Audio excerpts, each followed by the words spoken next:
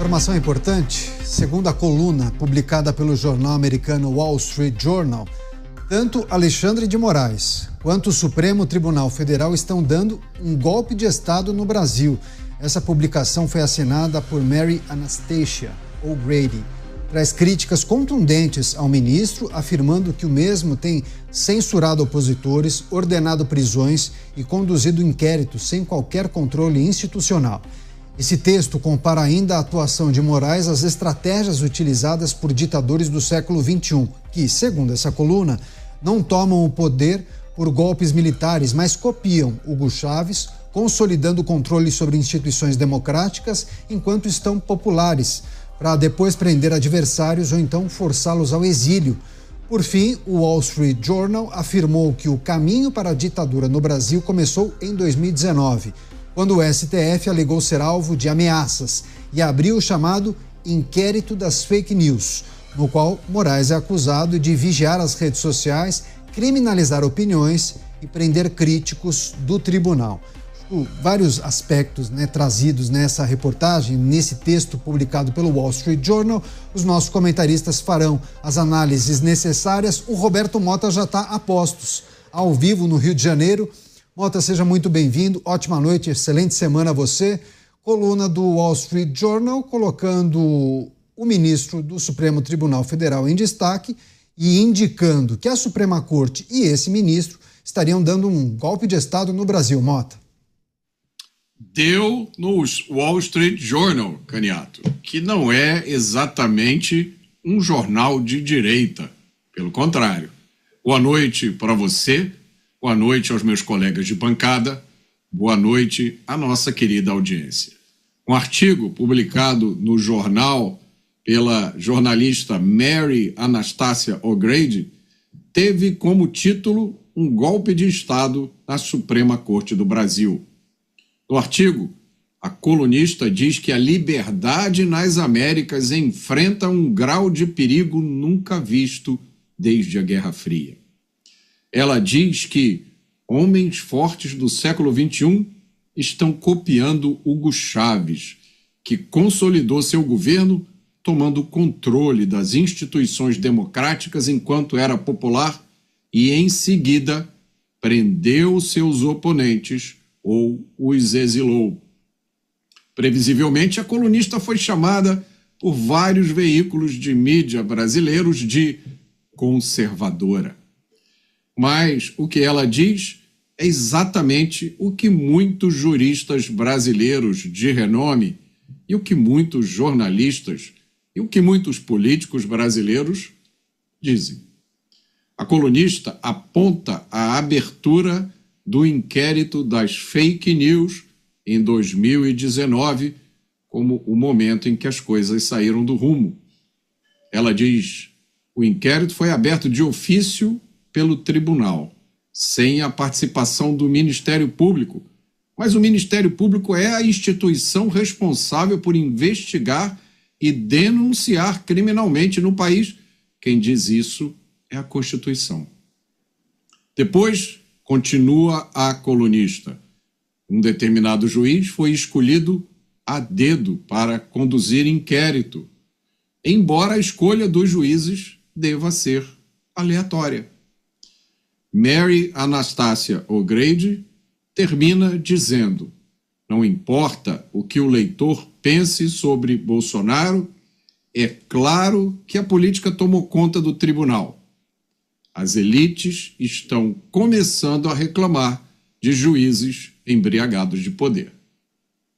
O Brasil nas manchetes dos informativos internacionais. Vamos chamar o Luiz Felipe Dávila, está ao vivo com a gente. Dávila, ótima noite a você. Essa reportagem, na verdade um artigo publicado pelo Wall Street Journal, críticas fortes, contundentes ao ministro da Suprema Corte, também ao STF, e a jornalista diz que o ministro em questão tem censurado opositores, ordenado prisões e conduzido inquéritos sem qualquer controle institucional. Qual é a sua avaliação sobre esse texto que foi publicado pelo jornal, Dávila? Bem-vindo. Boa noite, Caniato. Boa noite, Mota. Boa noite, Beraldo. E boa noite à nossa querida audiência. Caniato, às vezes é preciso um jornalista de fora do Brasil, estrangeiro, fazer uma avaliação isenta do que está acontecendo no Brasil e o que nós dissemos todas as noites aqui nos Pingos nos Is. Infelizmente, o Supremo Tribunal Federal, há tempos, vem atuando de maneira arbitrária, desrespeitando a Constituição.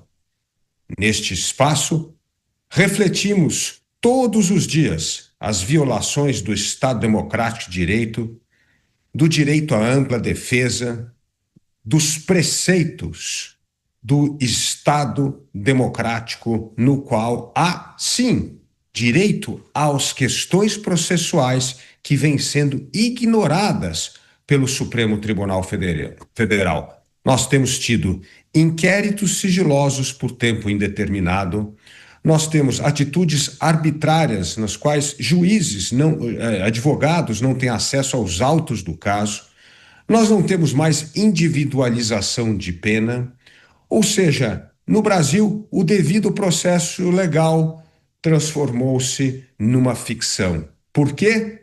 Porque parece tudo justificável à luz de que estes supostos atentados contra o Estado Democrático de Direito vale a pena qualquer medida de exceção para restabelecer a democracia. Na verdade, crises são momentos onde testamos os nossos reais valores, os valores que acreditamos. Se acreditamos na democracia, temos de defender os valores democráticos, o devido processo legal, o direito à ampla defesa e jamais um juiz ser investigador, vítima e árbitro de questões que o envolvem. Por isso, é preciso às vezes um olhar externo com a isenção da distância para dizer que o rei está nu, isto é, que no Brasil o Estado Democrático de Direito há tempo não funciona devidamente, porque medidas de exceções são sempre justificáveis para tentar salvar, entre aspas, a democracia de golpistas. Quem acredita na democracia, acredita nas regras do jogo e não atua de maneira arbitrária, dizendo ser defensor da democracia. Isto é coisa de governos arbitrários e de tiranos, mas jamais de pessoas que acreditam nas virtudes da liberdade, da democracia e do Estado Democrático de Direito. Dávila, se me permite, eu acompanhei as redes sociais, foi o aniversário do Luiz Felipe Dávila neste fim de semana, então transmito os parabéns da equipe de Os Pingos nos Is para você, Dávila. Muitos anos de vida, felicidades, viu? Bom, a gente segue aqui trazendo as análises e as reflexões. O Cristiano Beraldo está ao vivo com a gente, vai trazer também suas impressões sobre essa coluna publicada pelo Wall Street Journal, dizendo que tanto Alexandre de Moraes quanto o Supremo Tribunal Federal estariam dando um golpe de Estado no Brasil. Elencamos uma série de argumentos e defesas feitas por essa colunista Mary Anastasia O'Grady. Você, Cristiano Beraldo, o que achou desse texto? Que é preciso trazer, discutir e considerar? Grande abraço, boa semana. Boa noite, Caniato. Boa noite, Mota. Boa noite, Dávila, a quem me junto a você para parabenizá-lo pelo aniversário. Boa noite à nossa audiência que prestigia diariamente Os Pingos nos Is. Caniato, esse artigo não foi escrito por uma pessoa qualquer, não é uma pessoa aleatória. Mary O'Grady é uma especialista que escreve semanalmente no Wall Street Journal sobre a América Latina. Ela sabe do que ela está falando. Jornalista premiada, respeitada, que ao colocar para fora toda a percepção que existe em relação ao que está acontecendo no Brasil, desagrada uma série de pessoas que estão prontas a defender o absurdo brasileiro. Não em razão da lógica, mas simplesmente porque a militância já tomou conta das suas atividades. Nós temos não só as pessoas que se manifestam nas redes sociais, mas também jornalistas brasileiros que vão ali apontando uma série de absurdos e vão querendo construir essa percepção de que, na verdade, o artigo do Wall Street Journal se junta a uma cruzada norte-americana, ou, como eles gostam de dizer, estadunidense, contra o Brasil, contra a soberania brasileira. Ora, mas não é nada disso. que está acontecendo no Brasil é muito claro e evidente. Qualquer pessoa de bom senso olha e percebe a gravidade do que está acontecendo. Por quê? Não há país democrático sem justiça, assim como não há país democrático em que as eleições são roubadas com dinheiro público. E isso nós vimos na época da investigação do Petrolão, isso ficou muito evidente. O dinheiro era roubado por esses que agora estão no poder e desviado para alimentar campanhas políticas, destruindo por completo a democracia. Agora enchem a boca, esses mesmos, para dizer que eles são os grandes defensores da democracia brasileira e que a democracia brasileira tem que seguir a receita deles. Em nome da democracia, qualquer ação autoritária é permitida e deve ser defendida. Só que, para o olhar do mundo que acompanha essa epopeia brasileira, a epopeia do fracasso brasileiro, essas pessoas estão entendendo exatamente o que está acontecendo sem paixões.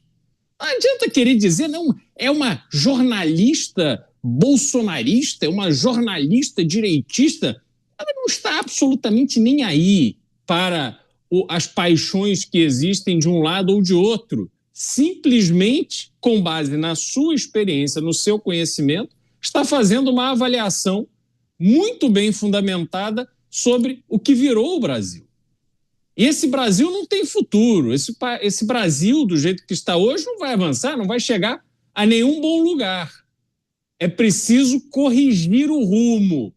E conforme o mundo inteiro vai se manifestando e deixando claro que está percebendo o que está acontecendo aqui, quem sabe assim as grandes autoridades do país resolvem perceber que já pegou mal, já destruíram o país de tal forma que agora é preciso mudar de rumo. Vamos ver quem é que tem coragem de fazer isso.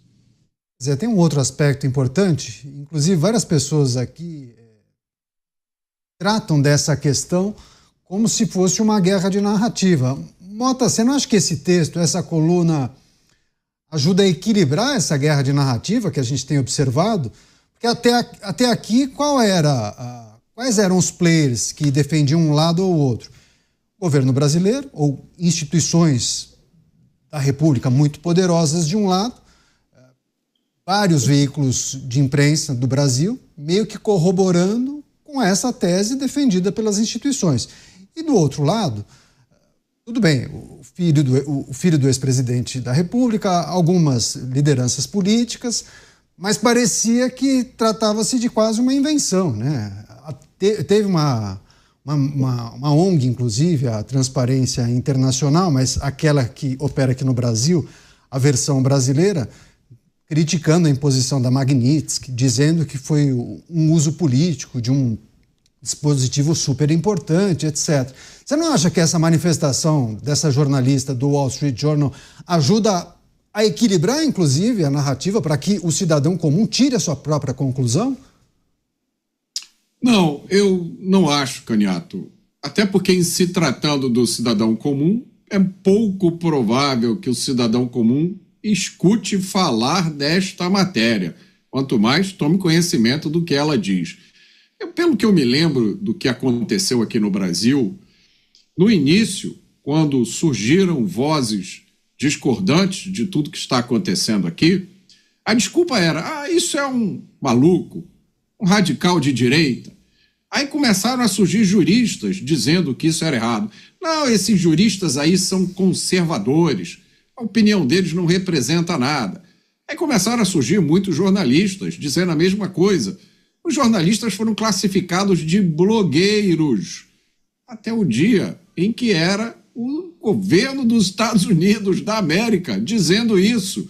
Ora, isso é a agenda do Trump de dominação mundial. Agora é uma jornalista do Wall Street Journal.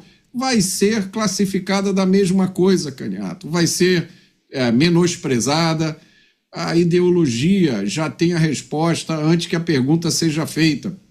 Esse projeto que tomou conta do Brasil, ele não se deixa abalar com nada. A gente fica sempre se perguntando até onde vai isso, até onde vai esse projeto de poder que ignora sanções vindas do governo americano, sanções gravíssimas que afetam a vida das pessoas, de seus familiares, de uma forma dramática e por muito tempo. Mas nós não estamos vendo nenhuma correção de rumo. O que nós estamos vendo, e aí você tem razão sim, é a insistência em uma narrativa. Lembra muito aquele livro 1984 do George Orwell. Coloca alguém para reescrever a história, para que a história fique de acordo com as vontades do partido. E vamos ver o que vai acontecer amanhã.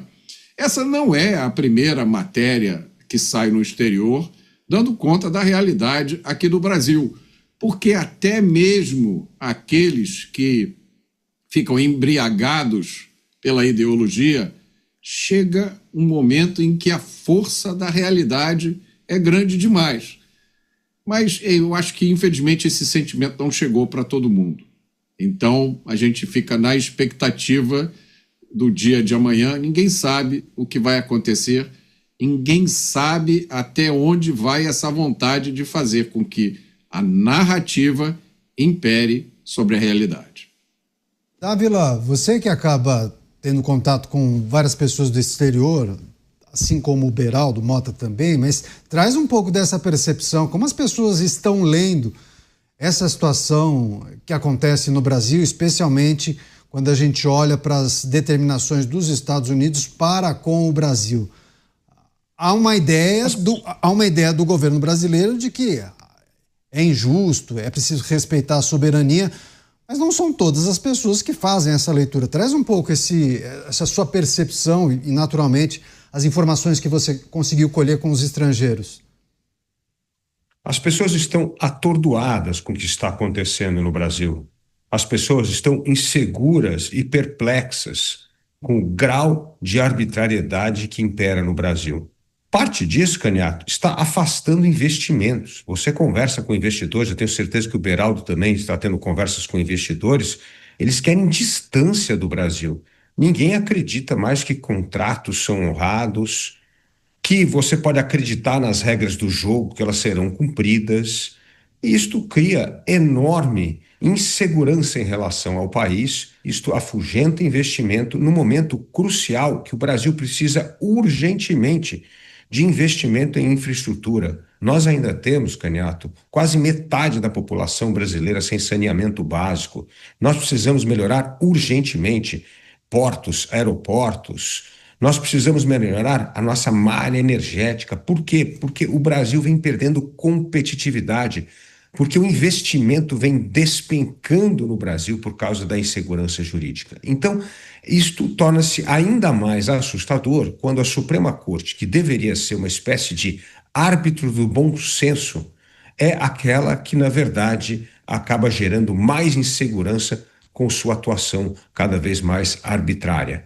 Portanto, tudo soa muito estranho. Além de tudo isso, as pessoas ficam perplexas num país no qual familiares de membros do Supremo Tribunal Federal são os grandes defensores de causas privadas no Supremo. Isto é um escândalo, é uma vergonha que todos olham com enorme perplexidade. Como é possível parentes de juízes da Suprema Corte terem lá os seus principais escritórios de advocacia defendendo interesses de clientes na Suprema Corte? Isso não faz o menor sentido, nem do ponto de vista constitucional, nem legal e, principalmente, moral.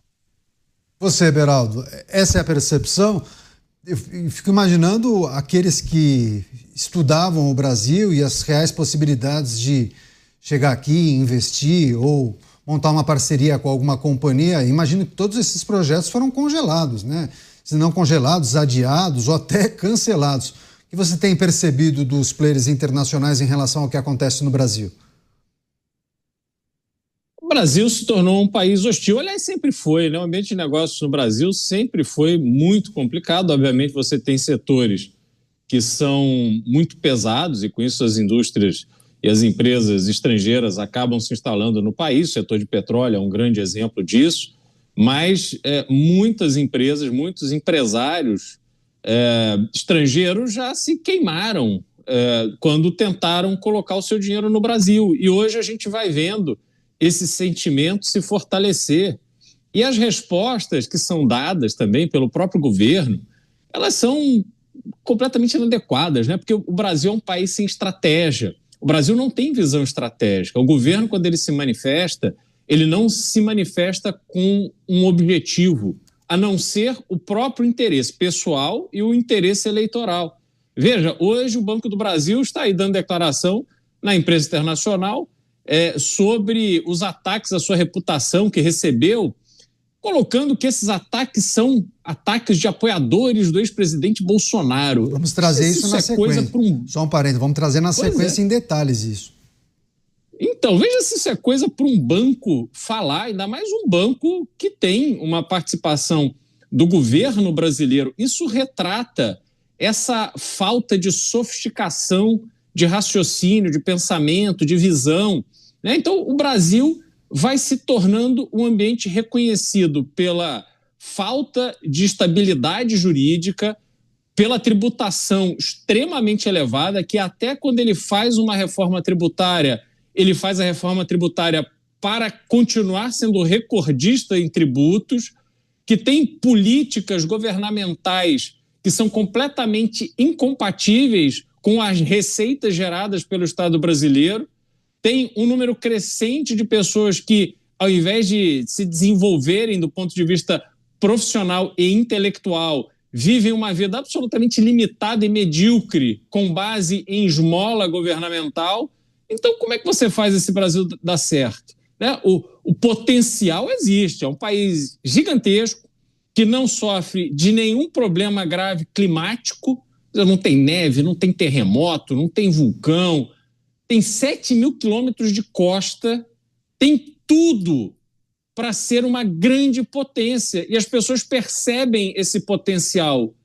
Mas aí, quando observam cada vez mais a forma como esta potência é administrada e meticulosamente trabalhado para que essa potência nunca se revele, que a gente permaneça nesse subdesenvolvimento, que o subdesenvolvimento garante o poder de poucos, o subdesenvolvimento garante o dinheiro, muito dinheiro para poucos e a miséria para muitos, essas pessoas percebem que não há absolutamente nada sério sendo trabalhado no Brasil por longo prazo. Agora, Mota, o estrago já foi feito, né? Isso deixa o Brasil cada vez mais isolado, mesmo que haja uma troca de governo, uma sinalização de um novo direcionamento, as coisas não mudam de forma automática, né? Eu digo, a percepção de um outro país para o que acontece aqui dentro. Se sai um partido e entra o outro, não quer dizer que o tarifaço vai ser eliminado de forma automática. Ou seja, a situação é ruim e deve perdurar assim por um bom tempo, né?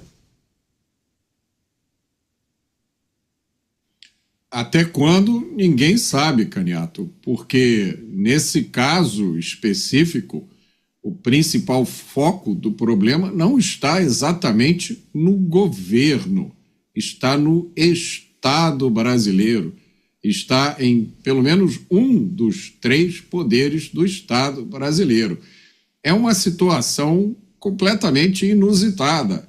Eu diria, e o Dávila me corrija se eu estiver errado, mas é uma situação sem paralelo nas democracias ocidentais, porque as democracias, as repúblicas, o Estado de Direito, a gente até já viu, já aprendeu a lidar com algumas tentativas de atrapalhar a ordem democrática vindas do executivo. É geralmente de onde vêm essas tentativas, né?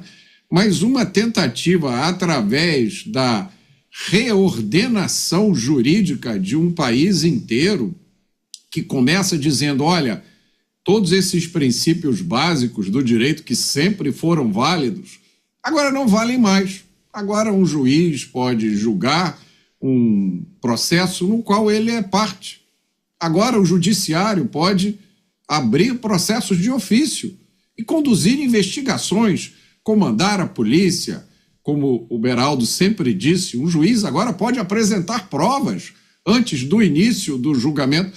Então, como é que se reage a isso? Qual é a resposta apropriada para isso?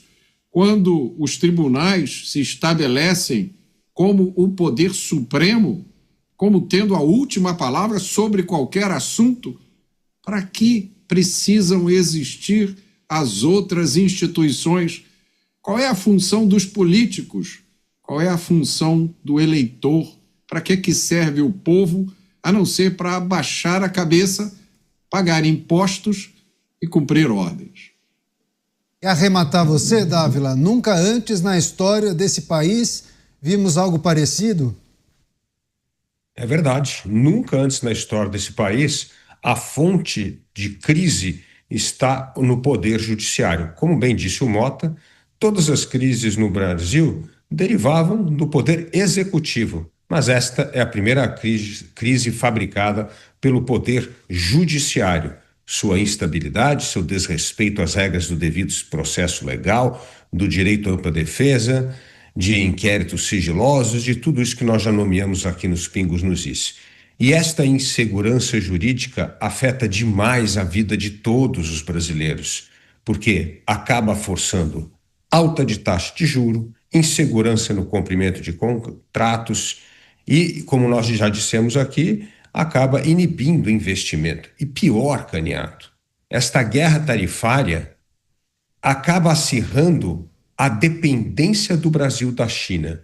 Os únicos países que ainda têm interesse em investir no Brasil são ditaduras, porque ditaduras não têm acionistas, ditaduras não têm que prestar conta para investidores, ditaduras podem fazer o que bem entender, aguentar desaforos de governos e ter pulso firme para jogar quando passa do ponto. Portanto, o Brasil vai cada vez mais se tornando uma colônia chinesa, vamos dizer assim, porque é o único investimento relevante que hoje aparece no Brasil na área de infraestrutura é o investimento chinês. Porque, como eu disse, os chineses não têm, o governo chinês não tem que prestar satisfação para ninguém, a não ser para a cúpula do Partido Comunista. O Brasil, ao invés de estar aumentando as suas parcerias comerciais, com esta instabilidade judicial, com esta insegurança jurídica, cada vez mais se torna o favorito de ditaduras e o país que as grandes democracias querem distância, porque não dá para fazer negócio num país onde reina a instabilidade, a desconfiança e a imprevisibilidade no cumprimento das regras.